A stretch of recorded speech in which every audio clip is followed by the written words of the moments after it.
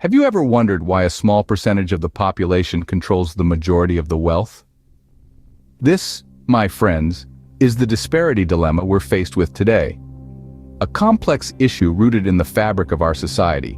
Income inequality is a stark reality that's hard to ignore. Let's take a moment to ponder over the concept of the wealth gap. Imagine a pie, representing the nation's wealth. Now picture just 1% of our population devouring a massive chunk of that pie, leaving the rest to fight over the crumbs. Yes, you heard it right. The top 1% holds a staggering amount of wealth, a concentration that's been growing year after year. This disproportionate distribution of riches is not just a statistic. It's a mirror reflecting the deep-seated issues in our economic structures. Indeed, an unsettling reality of our society is the ever-widening gap between the rich and the poor. To truly grasp the scope of this issue, we need to delve into the numbers. So, let's take a journey through the maze of statistics that tell the story of income inequality in the United States. It's a tale of the top 1%'s wealth ballooning over the years, while the income of the middle class has merely tread water. Consider this. The top 1% of earners have seen their wealth triple since the late 70s. Meanwhile, the middle class income has barely budged, adjusting for inflation. The gap between the top and bottom earners isn't just a chasm, it's a yawning abyss.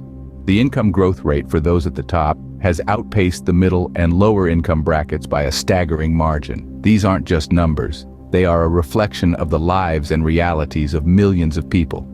The numbers speak for themselves, painting a stark picture of the income inequality that exists in our society. The repercussions of this disparity extend beyond mere numbers. We're talking about a ripple effect that starts in the pocketbook but doesn't stop there.